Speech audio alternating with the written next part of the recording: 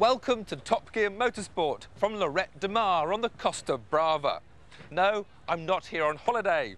We're here for the 33rd running of the Rally Catalunya, the 5th round of the World Rally Championship.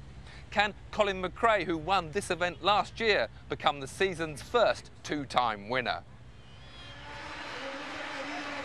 Spain is a country where rallying is almost a religion, where the drivers are saints and where the congregations are enormous. And one driver is revered above all others, Carlos Sainz.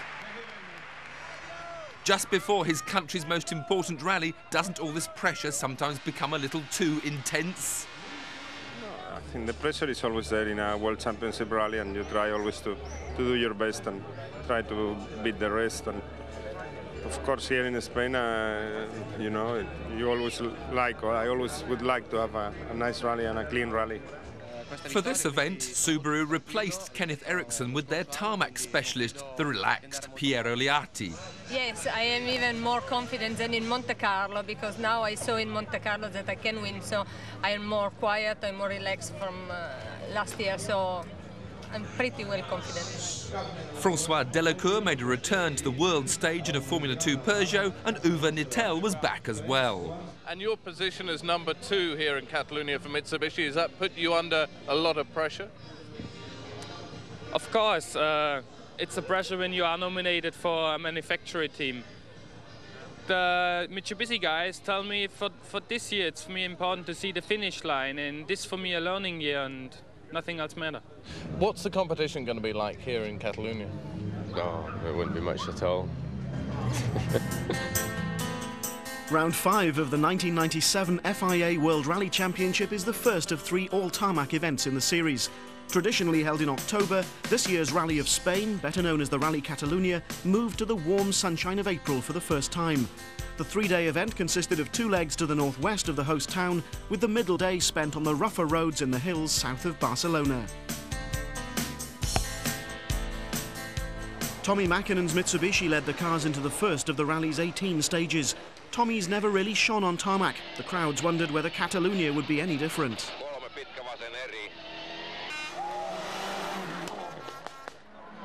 Last October, Colin McRae won here after a thrilling last-day battle with Piero Liatti.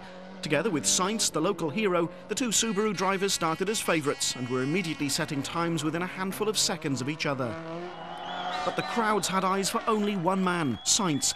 He, though, was having a frustrating morning, rear brake problems making his Ford Escort difficult to control under heavy braking. After the second stage, Sainz was in a disappointing 6th place.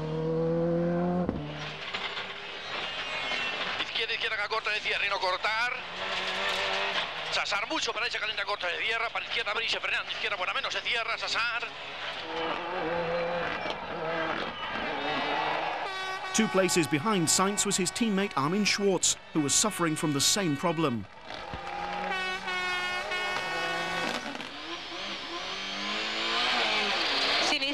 Piero Liatti's missed the last 3 rounds of the championship, but was out to show that the victory in Monte Carlo was no fluke. After the first pair of stages, he and co-driver Fabrizio Pons were 5th. But the upset of the first morning was provided by the Peugeot team and their front-wheel drive Formula 2 cars, 270 kilos lighter than the four-wheel drive opposition. The free-revving 2-litre engines produce a power-to-weight advantage of nearly 50 horsepower per tonne.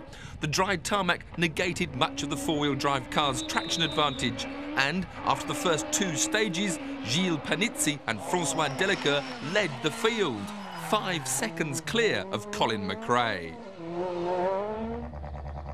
At the first service area, not surprisingly, the attention was focused on the 2 Frenchmen. François, before the rally, everybody was talking about Liatti, McRae, all the other drivers. Nobody even talked about the Peugeots. How come you're so fast, so quick? Yeah, but you know, it's all the time the same story. We know, but everybody, nobody was speaking about also Gilles Panizzi, because nobody knows Gilles, and Gilles is a very good driver because now he's leading the rally. And for sure, our car is competitive. The team is so competitive because they have good experience in World Championship 10 years ago with Turbo 16, and we knew before the start that our car was so fast. Peugeot have come from nowhere. How come they're so fast? Well, they've been running in France on similar roads, asphalt roads in France. The technical regulations allow their cars to be a lot lighter, so their power-to-weight ratio is exceptionally good. We've got dry conditions here in Spain. It's the perfect conditions for them. We've been complaining for a long time that the restrictor in this engine is too small, and the tyres we have in the tarmac are too narrow. And this Formula 2 car is the same tyre as we have, and no restriction in the engine, and more than 300 kilos lighter than our car. But in terms of the championship, the battle's not with them, is it? It's with the Fords and with the Mitsubishi. Yeah, but the problem is they take 10 points. That's the problem. Peugeot's incredible start suffered a setback on stage 3 when Delacour went off the road and lost around 3 minutes. Panizzi, though, set yet another fastest time and extended his lead to 13 seconds, while Delacour's efforts to make up the lost time were obvious and entertaining. The rally's first casualties were Seat. First, the Spanish team lost former World Championship regular Bruno Thierry on stage 4 with a blown engine.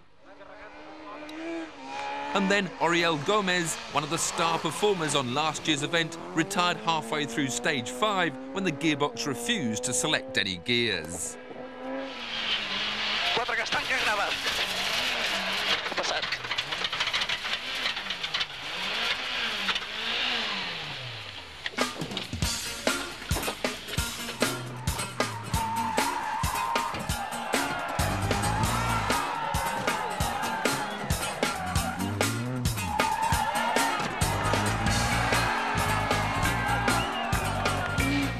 As the first day drew to a close, Rafael Sperer's Renault Megane was 10th.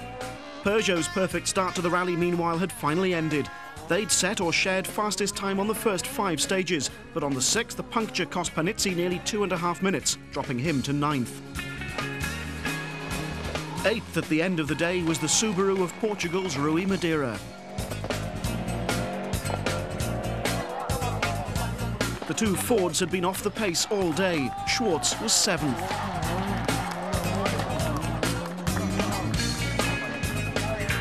Right 3, 120. Caution, left 2 tight. Caution, left 2 tight. 1 place ahead was the second Peugeot in the top 10. Jamie Ashkona hadn't quite been able to match the pace of Delacour and Panizzi, but Panizzi's puncture meant that he now led the Formula 2 class in 6th place overall. Carlos Sainz was 5th, cheered on by the ever-faithful crowds, but frustrated at the problems which had left him nearly a minute behind the leader.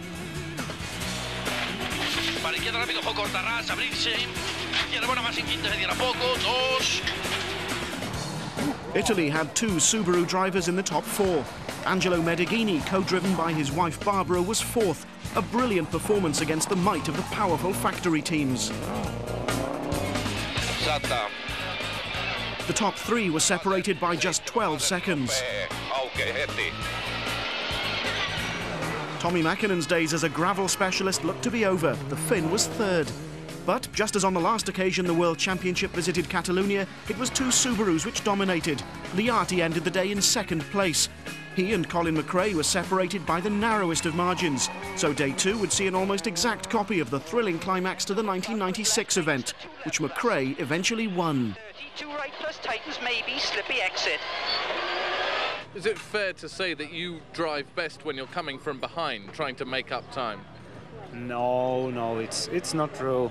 It's not. No, it's. I think there's no difference wherever you are. If it's hard competition, it's you try to concentrate and try to do your best wherever you are. Une crevaison 500-600 mètres après le départ. Je suis continué pour pas changer la roue, parce que changer une roue c'est beaucoup de temps de perdu. Donc on concède, on perd quand même 2 minutes sur le scratch et malheureusement le rêve avec. Like last year, you and Piero really close, just a second between you with a couple of days to go. Is it going to be like this all the way to the finish? It looks like it. I mean, it was like that last year. There's no reason why it wouldn't be the same again. I think it'll be a close battle all the way to the end. After leg one, 6 stages, less than a minute separated the top 5, with McRae and Liati just a second apart and Mäkinen another 11 behind. This being the first proper tarmac rally, the cars are in very different specification to the first 4 rounds. The Subaru team spent 6 days last week in Corsica trying different tyres and different suspension settings. Now, just 2 days before the rally, at the shakedown day, they're going out to check their chosen setup.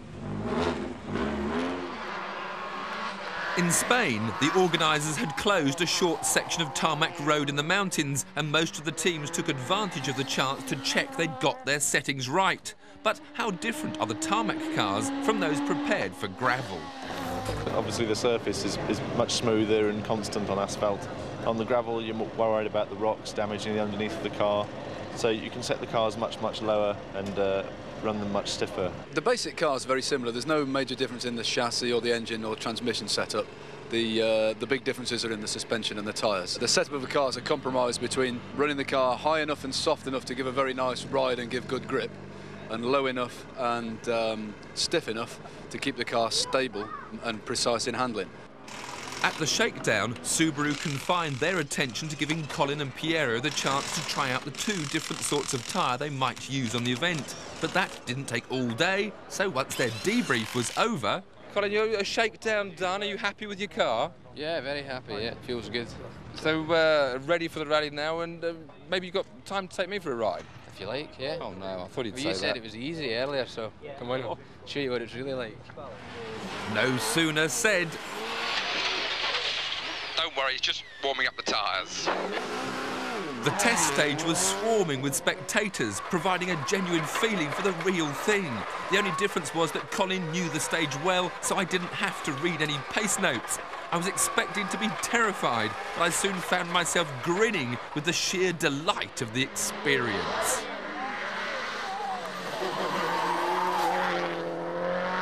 really is the smoothness that surprises you. I was expecting a really rough, harsh ride.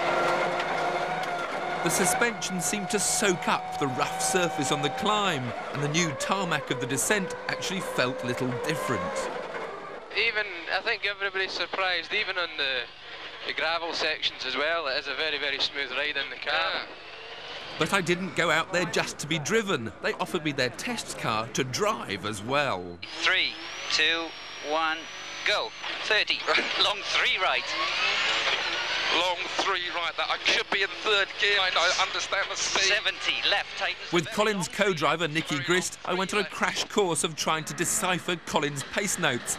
And you can find out if we survived on Top Gear Motorsport in 2 weeks' time.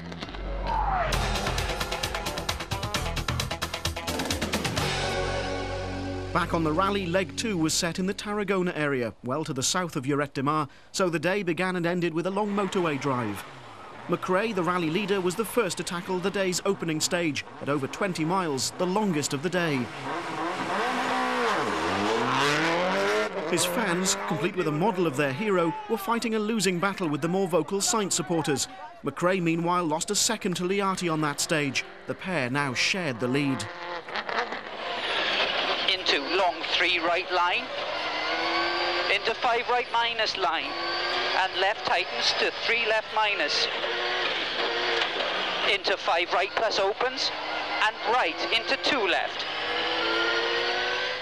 Liati lost a little ground to McRae on the next 2 stages, but as on so many other occasions so far this year, Subaru looked to be running away with the event, and no team orders. No orders for Tommy Mäkinen either. He set the fastest time on the opening stage to move to within 7 seconds of the pair. Ja pitkä paha oikein. Pitkä ko oikein kiristyy. Day 2's rougher stages initially didn't seem to suit the Peugeot of Panizzi, but after losing 18 seconds on stage 7, he set the fastest time on the next 2. He might have been down, but he was definitely not out. Sadly, the same couldn't be said of Armin Schwartz. The only championship contender to finish the first 4 rounds of the series ended his unbroken record when on stage 7 this happened. 100, right 3 to 4, right 4, short open, 4 short open, 60, open the window. 60 caution, right 4, long keyboard minus, 2 to 3 late. Besides filling the car with smoke, heat from a broken exhaust damaged the Escort's prop shaft, which broke completely on the next stage, making retirement almost inevitable. Well, we had a very, very strange car halfway through the first stage. It was more and more understeering, and all of a sudden it started very badly to steam in the car and something like burning. And we got out of the stage, I couldn't see what it was, and the following stage we broke something on the transmission. Ford's problems had only just started, however. On the very next stage after Schwartz had gone out, it was his team leader's turn to experience transmission trouble. On the early part of the stage, there was no hint of the latest in a string of unfortunate incidents to slow Sainz.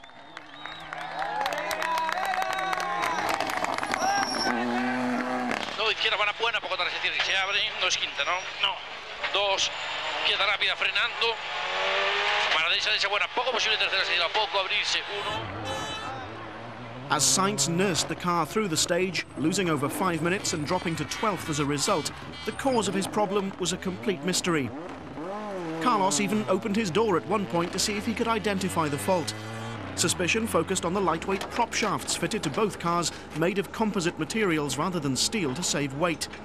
In a bid to cure the problem, the Ford mechanics changed the offending prop shaft for a steel one. The cause, though, was still unclear. When Armin had the problem on the previous stage, were you worried that the same might happen to you? Well, I didn't know exactly what was his problem, but obviously it has happened for me the same. The fact you're so far off the pace here, is that worrying for Corsica as well, which is only a couple of weeks down the line? Yeah, it is worrying because you know, we haven't got any more testing planned. We had a sort of a 2-week test here for this rally, which was obviously a combination to combine Corsica test. And you know, we've got a gravel test planned for sort of Argentina and Acropolis. So at the moment, as I say, we are having to have a rethink. But you know, there is some things that we know that we cannot, that won't be improved until the second half of the year. Malcolm was probably wishing he could join the tourists to relax and enjoy some of the local pleasures, but there'll be no time for that in the foreseeable future.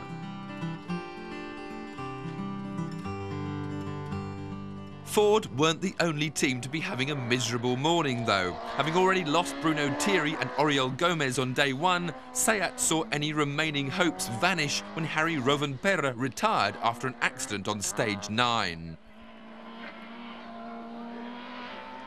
Skoda 2 began their journey home when Emil Triner joined his teammate Pavel Sibera on the rapidly growing list of retirements.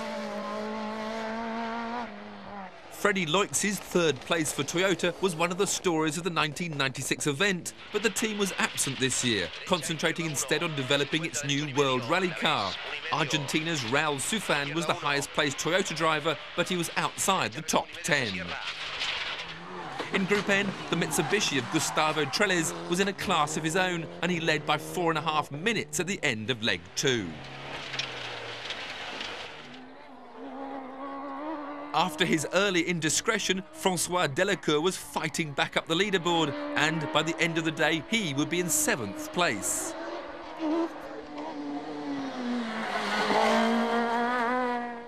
Portugal's Rui Madeira, driving a Group A Impreza for the Subaru All-Stars team, was 6th.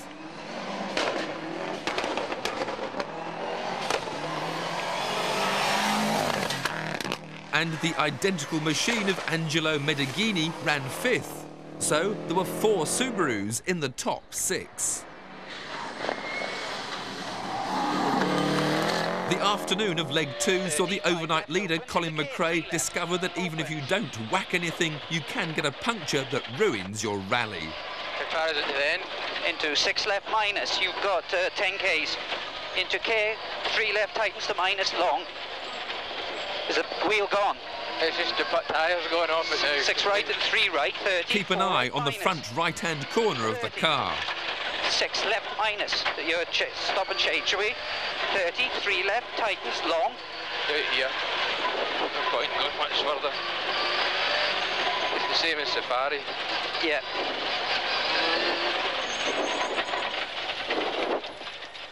Liati, passing the stricken Impreza, was now left to fight Mäkinen on his own.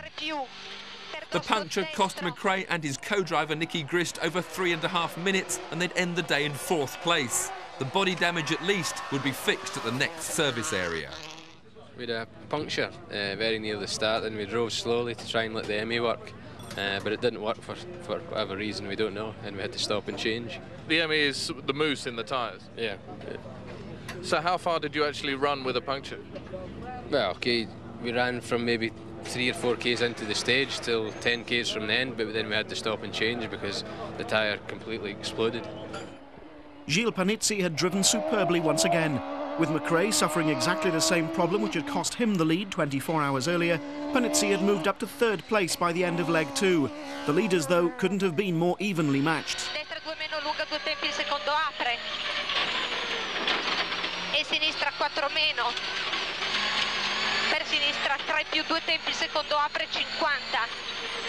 Piero Liati and Fabrizio Pons had grabbed the lead from their teammates on the stage before they punctured, but were now coming under attack from an increasingly confident Tommi Mäkinen and his co-driver Seppo Harjanne.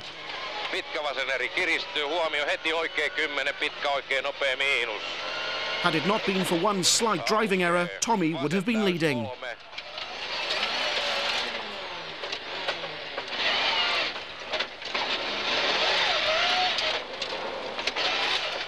As it was, amazingly, Mäkinen and Liati ended the day sharing the lead.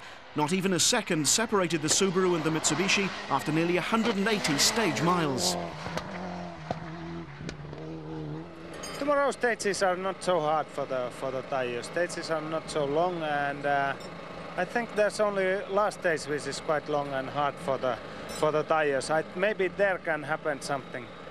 Piero, there's not even 1 second now between you and Tommy after 2 days of competition. Did you think it would be this close? I think tomorrow morning is the maximum attack, and then I don't know. So what is going to be the deciding factor? Going flat out tomorrow as fast as possible. We have been looking forward to the car being competitive, and I must admit it's been a bit nerve-wracking when there have been 2 Subarus and only 1 Mitsubishi, but now it's 1 of each, so we'll see what happens tomorrow. With the lead shared and both Liati and Mäkinen promising to go flat out, the final day was set to provide one of the closest finishes of the year so far. The others were now too far behind to influence the result. Early morning on day 3, and already the faithful were gathering.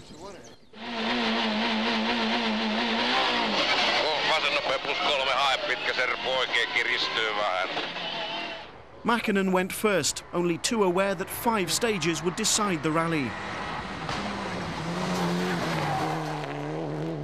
Next came Liati. Sinistra 2 per torno Antonio, destro chiude. Per sinistra 4 lunga. But 3 seconds were lost to Mäkinen on the first stage and 6 on the next. Only 3 more stages remained.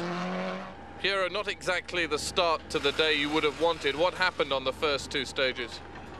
But the 2 stages is a problem because the iron inside the tire is very hot, and the problem is this is not good feeling for me. Tommy, even for you, 9 seconds in 2 stages is really pushing it. Were you trying very hard this morning? As hard as I can, but without mistakes. I'm very happy at the moment for the performance of car and mine. It's been very good. There was drama too of a more unwelcome nature further down the top 10. Francois, what happened this morning at Parc Fermé in Lorette de Mar? This morning the car did not start, and for sure there was some spectator to help us and to push the car, but we had a 30-second penalty, and somebody from Peugeot pushed our car, and we are out of the rally. But it's been a great rally regardless for Peugeot.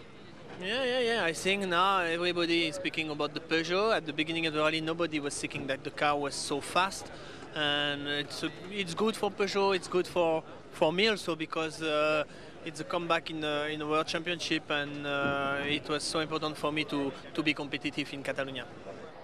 As the battle at the top of the leaderboard continued, Medeghini brought his Subaru home in 5th place. A disappointed McRae was 4th, frustrated that he'd not been able to take part in the fight for victory.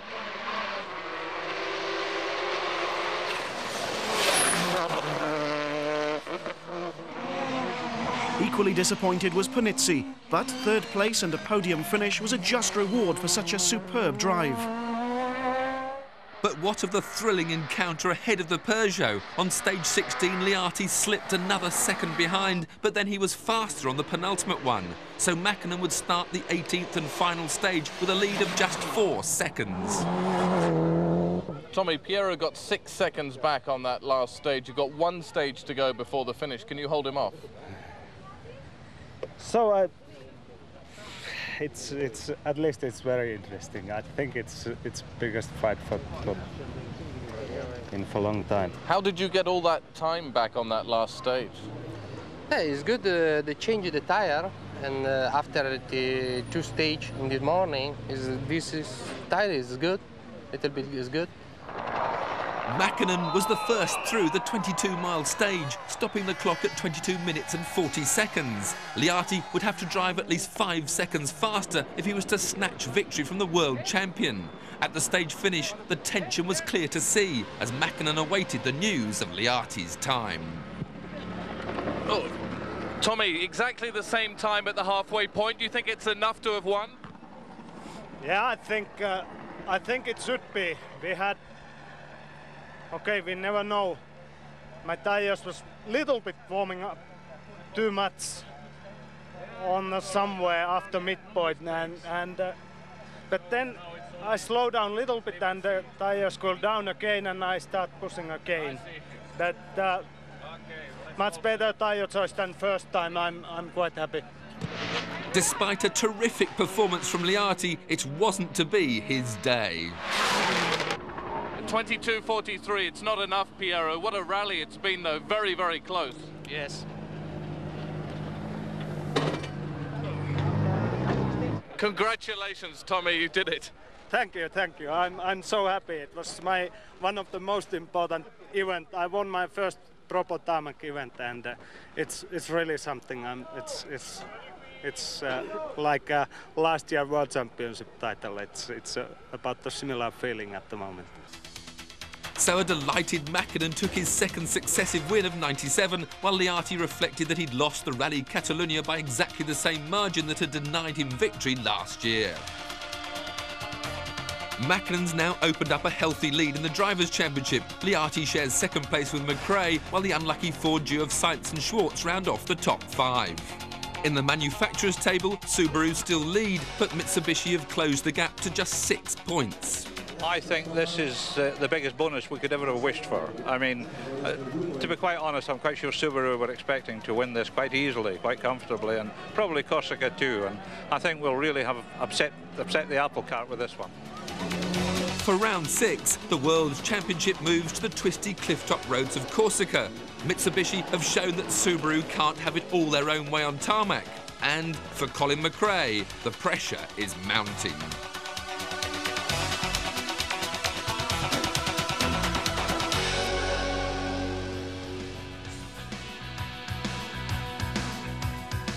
There's British